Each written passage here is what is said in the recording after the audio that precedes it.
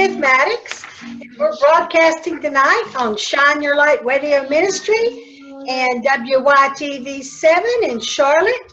I'm so excited to have such a special guest tonight. We're going to interview, we're going to learn a lot of good things from my friend and my business partner. Anyway, I'm broadcasting from Little Rock, Arkansas, and our guest is in Nashville, Tennessee. And of course, the radio station is in WYTV7 in Charlotte. So without further ado, I'd like to introduce my friend and my interviewee tonight. Her name is Miss Sonia Hartle. As I told you, she's in Nashville, Tennessee. She is a business partner of mine, an entrepreneur. She's had a lot of life experiences. She's a woman of God, which excites me very much, as well as a songwriter. So without further ado, I'm going to introduce Miss Sonia Hartle and just start those questions. Miss Sonia, tell us a little bit about yourself and your family and where you were and what kind of work you do. Okay, well, Nancy, thank you so much for letting me be a part of your broadcast tonight. I just appreciate that very much, and I'm excited, just glad to be here, and always enjoy visiting with Nancy wherever we are. So I actually live in Nashville, Tennessee right now, as Nancy said. I was raised in Arkansas. I have 4 children, 7 grandchildren, all of them I love very much, very proud of. I've actually been an educational consultant for over 25 years. I've worked in the field. I actually work at a company here in Nashville now where I'm on the phone a lot of times during the day, host meetings, doing training, just helping people make good and wise decisions to help protect their family. And so just really enjoy that, and always let God lead me in those things. So that's kind of what I do with my days. Well, that sounds great, Sonia. You have a pretty good amount of children there. Yes, I do. I do. Anyway, it really does excite me to have you on here because we've been friends and business partners for quite a few years, and I'm just so excited to get you on here to learn a little bit more about what you've got coming up in the future. And I really want you to dig down deep and share from your heart, because that's when you share, and when we have our talks, that's what you talk the most about. So I want you to do that. Do you feel like God has a call on your life and a purpose of direction for you? Absolutely, Nancy. And I think that when we all look inside our heart, we can find that purpose. And I remember I had a life-changing experience when I was pregnant with Madison. She's my baby girl, and I was actually driving to a church camp to be with my older children. And I'll never forget the song that was on the radio. A lot of you may remember, it's been a long time ago, but Stephen Curtis Chapman was playing. And was his song called Saddle Up, let's get ready to ride. And so when I heard that song, I literally pulled over and stopped my car. And I knew from that point forward that God was calling me to be in some type of ministry. I wasn't sure what type at that time, but I was just a willing vessel. And so I moved forward from that day, and I've always asked God to just lead me in the right path, in the right direction, and just to send the people in my life that He has for me to help, to minister to. And so I've just asked Him for that direction. Wow. Well, I'm happy to be involved with you. I'm happy to be part of your life. You're very special to me. As we were speaking earlier today, you were telling me about a book that you were reading. Could you kind of elaborate on that a little bit? You said there was a devotion or something? Yes. Actually, this is a devotion. On that and share it. Yes, this is a wonderful devotion that a pastor here in Nashville puts out each semester, or quarter, I should say. And one of my really good friends at work, she's always brings that to me, makes sure I has it. And so I try to start my day when I get to the office with one of the devotions. And it's kind of funny because the one actually for today was about God's call. And when God calls us, number one, a lot of times we're not ready. We're scared. And so sometimes we say, God, you can't be talking to me. or I'm not good enough to do that, or you can't use me with the way that my life is right now. And it reminded me of the scripture that he talked about today about Moses, when he called Moses and he's standing before Pharaoh and he says, I'm not good enough. I can't speak well enough. Surely you can't, want me to do something. And so I think that's the way that we all feel at times. But if we're willing and we open our heart and we're just willing to be that vessel that God uses, he can speak through us, whether we think we can or not. If we just allow him, he'll do it for us. He'll give us the words, and he will bring the right people across our path. And so I think we just have to be willing. Yes, ma'am, absolutely right. We all are in a situation like that at one time or the other, and more than once in our life for sure. I'm doing a training right now for people that talks about what happens after the 9 to 5, what you're going to do with your life and how you're going to use your life experiences. And I talk a little bit about that because we get scared when God calls us to do something, and we just don't think we're worthy. We don't think we can do it. But you know what? God doesn't give us anything that we can't do, for sure. Right. Everything he gives us, every task he gives us, even if it's a fleeting moment, we can do it because he leads us through it. So that's just really great, Sonia. That's absolutely right. Nancy, that kind of reminded me when you were saying that. I think we've talked about before, and a really good friend of mine one day walked in and handed me a book called Walk on Water or Get Out of the Boat. And so sometimes when we think about doing things, we're very scared. And just like Peter, God said, come on out, step on out. And so sometimes we've got to get out of the boat and just have faith that we can do the things that he's called us to do.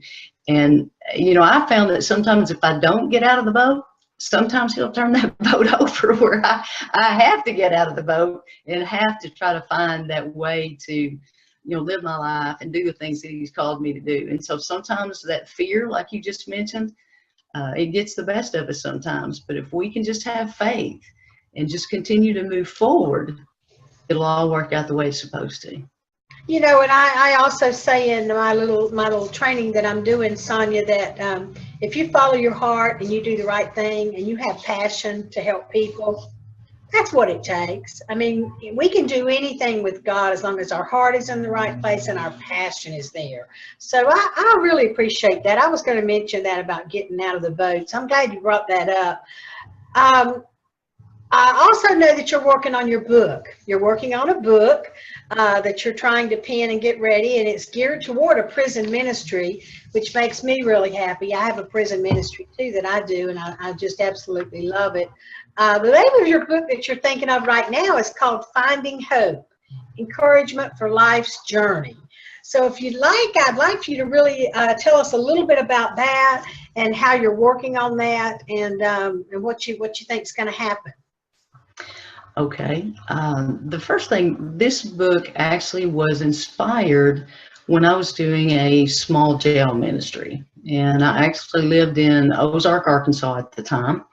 And there were a couple of ladies from our local church went down to the jail at that time. And we would have just a few ladies that we would talk with. And one day I remember we hadn't been going long, maybe just a time or two. And there was a young lady there, and we were getting ready to leave. We talked to her, just a few moments, and we asked her if she would like to pray before we left.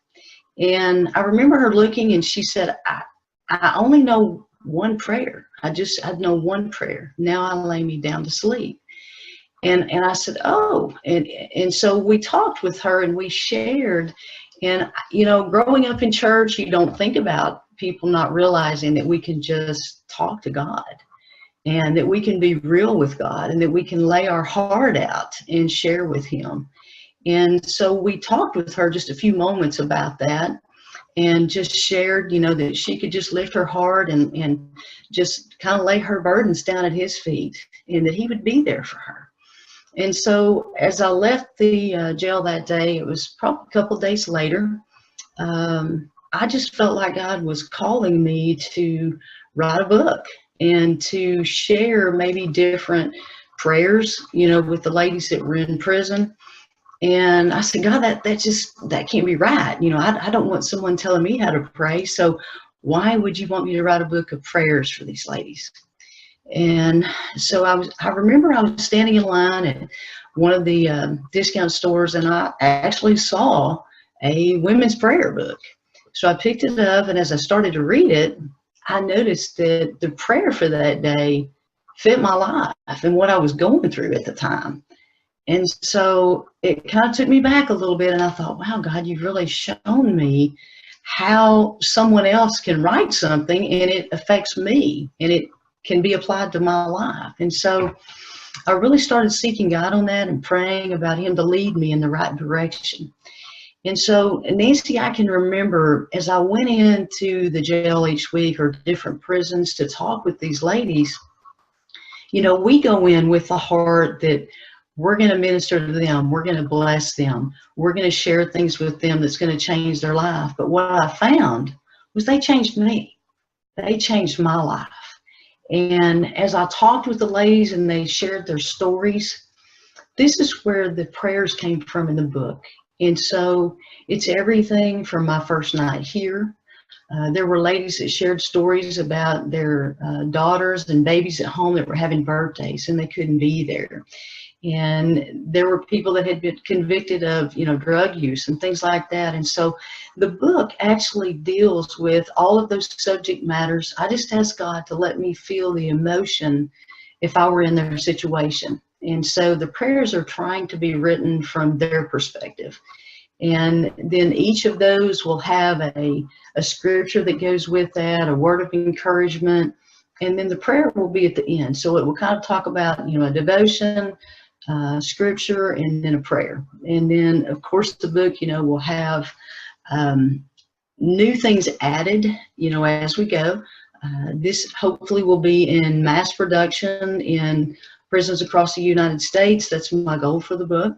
I've talked with several ministers that are willing to help with that project and actually get those into the hands of the prisoners that need those. And then also, when I started to look at this book, when it says finding hope, I think there are so many people out here today that just feel lost and they're trying to find hope. And when they realize that what they need is Jesus in their life, that's where the hope and the faith comes from. And so when it talks about encouragements for life's journey, I think even though these are designed for women in prison or prisoners, that we all can identify with those. Whether that particular situation applies to us, I think we can all find something in each devotion and prayer that can touch all of us, that will help all of us be a better person and encouragement to the people around us. And so that's my focus on that and what I hope to see, you know, happen with that book. Well, Sonia, that's really, really great. I, too, have a prison ministry that I'm trying to get kicked off. Only mine is a little bit different way, because what I want to do, and I would like to follow you in the prisons with your books to present them. That would be great. What I would like to do is I would like to teach the incarcerated how to write their own story. Wow. Like and then when they finish that questionnaire, we would actually write their book from the answers, from the responses, and actually format the book and publish their book, so when they get ready to get out of prison and get into their reentry program, they'll have a source of income already, which is 2 or 3-fold. Number one, it's very liberating and it's very therapeutic to write a book. And just like you said, you went in to bless them, but what happened is God turned it around and blessed you. But that happens all the time in all of our lives. Anytime that we give a blessing, we receive 4 or 5 or 3-fold back or 4-fold back, whatever it says. But yeah, that happens a lot. But I really am interested in this prison ministry, because I believe that as you interpret what they say to you and you write a prayer, I believe that we could write their stories and publish a book for them for very little money, and hopefully I could get grants to do that. And then that way, they'll have a sense of worth. They'll be a published author. They'll have a sense of worth, and then they'll have a slight income when they get ready to go into the reentry program, which is critical. You can't go through a reentry program into society unless you have some source of income. So I'm really excited about that. I love that story. That book's going to be a hit, and I do believe with all my heart that it'll be distributed in all of the prisons all over the country. So I'm very excited about that. I want to talk to you a little bit too about another one of your the things that you really love to do, and that's songwriting. I want you to talk a little bit about your songwriting and your passion and your purpose for that, and actually your dreams and goals and what you hope to accomplish with your songwriting. I see your guitar in the background and the American flag, which makes me very happy. Anytime I visit with you, there's all kind of musical instruments around, and it's just really exciting for me to do that. So can you elaborate on that a little bit? Yes, of course, I have a love for guitars. I've always just really enjoyed the different types. I believe that every guitar has its own voice, because the sound, that when you pick it up and you play it, it's just very unique, each one of them. And so the songwriting actually came about several years ago, and I started out with a very good friend of mine, and her name is Peggy. And she's been a friend of mine, oh my goodness, I guess now over 30 years.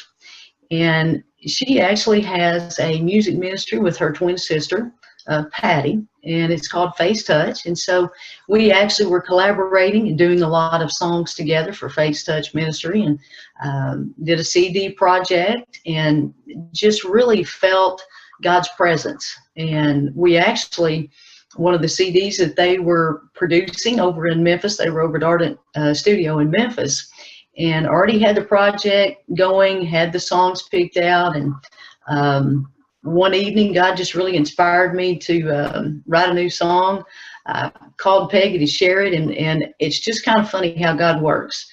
Actually pulled one of the other songs and put this one on the CD project at the last minute, and it is actually just been a favorite, and we've all really enjoyed the song. It seems to really minister to people. It's called I Fall. And anyway, I've loved being a part of their ministry with Face Touch, and that's kind of how I got started in songwriting, were through the contemporary Christian. And then I shifted into more of the country realm. That's when I decided that I wanted to make the move to Nashville. I loved coming to Nashville and being in those writers' rooms.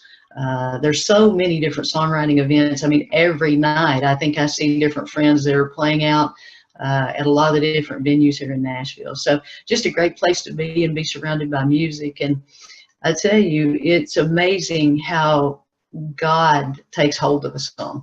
You may have a song idea in place, and you think you're going to write about one thing, and God will take it to a whole different level. And it kind of takes on its own personality. And, I can remember talking with Peggy on the phone one night, just sharing things about, what we should be thankful for, the air we breathe, the sun that rises. And the next morning she calls me, and she has a brand new song from everything we talked about. So when you're talking with me, you might as well know I'm always looking and listening, and you never know when you might be the one that inspires that next great song idea. So that's kind of how I get my inspiration, or from the people that I'm around all the time. Wow, well, you're such a jewel. You're such a beautiful person. Now I have some exciting news that I want to share a little bit. We're getting near the end of our time. We've only got a few more minutes, so I want to share this. Miss Sonia is going to be our newest broadcaster on WYTV7. The name of her radio show will be Heart of the Matter with Sonia Hartle. So it's very exciting to me, and I'd like for you to talk just a little bit of that, about that, Miss Sonia. Like, what would your mission statement be, and what do you hope to accomplish with your radio show, Heart of the Matter? All right. Well, thank you, Nancy. I'm really excited to be a part of the broadcast team here, and really looking forward to that. I've got several people lined up, to be on the program and be a guest, and they're excited. I guess the mission statement would have to be, for me, building others up. just encouraging them, just kind of like the book, encouraging them to believe in themselves, to believe in their dreams, and to know that they can be a success. And then also to encourage people that have a purpose, have a call. And that's who will actually be my guests. They'll be sharing their different ministries. They'll be sharing their different calls on their life. And then a lot of times they'll just have a purpose that they want to share their heart with. And so I'm really looking forward to that. And we've got, like I said, the first 4 or 5 guests I know personally, and I've heard their stories. We'll be talking about everything from, matter of fact, my friend Peggy and her sister are probably going to be one of the first or 2 guests on the program. So we'll be sharing some of their music that they've written. And then that would be what I would say. Is it would just be, if you have a purpose or a call on your life, if you have something that, you know, you would like to share, to lift each other up, to build each other up, to help in our community, whether it's to promote, you know, just excitement in children, having those hopes and those dreams in the school systems. That's part of it too. We've got a children's project that I'll be working on as well. They're designed to build children up with the songs. There'll be a CD project that we'll actually be going into schools with as well. And so I hope to even bring in maybe some young guests on our program, because they're really our future. And and our children really, I guess, would be our purpose and our heart. And I feel like that's where my biggest calling is with, you know, women, children, and building them up. Wow. Well, Sonia, you're such a precious person and such a beautiful friend. I know we don't have much time left, but I'd like for you to be able to give a little bit of your contact information. I know if anyone that listened to the story on Shine Your Light Radio Ministry on WYTV7 out of Charlotte, you certainly can contact me through the radio station, or contact me through my contact information, which most people have. The main thing is to contact us through the radio station, though, if you're interested in the prison program that Sonia and I talked about, whether we'd like to go in and publish their books, or whether we want to go in and distribute this prayer book. That would be fantastic. But Sonia, I'd like for you to kind of wrap up on just a little bit of your contact information and how you would like for people to reach you. Okay, thank you, Nancy. I actually can be reached at sonia.hartle@gmail.com. And then also they can message, I'm actually on Facebook, just, you know, Sonia Hartle. And so they can message me on Facebook as well, private message. And then also they can text or call. I'll be glad to give my phone number. If you'd like me to do that now, I'll be glad to, you know, however you would like me to do that. Yeah, let's prefer for them to do it through your email and through private message on Facebook now, and then you can get in touch with them and they can get in touch with you. And then pretty soon after your Heart of the Matter show starts, they'll be able to contact you through WYTV7 in Charlotte. Okay. So I thank you so much again, Sonia. You're such a joy. I love you and I love everything you stand for. So thank you again for being my guest tonight. I appreciate you so much. Thank you, Nancy, very much. I love you too, and I've had a great time tonight, and it's very exciting just to be here and working with you, and we both always have a good time.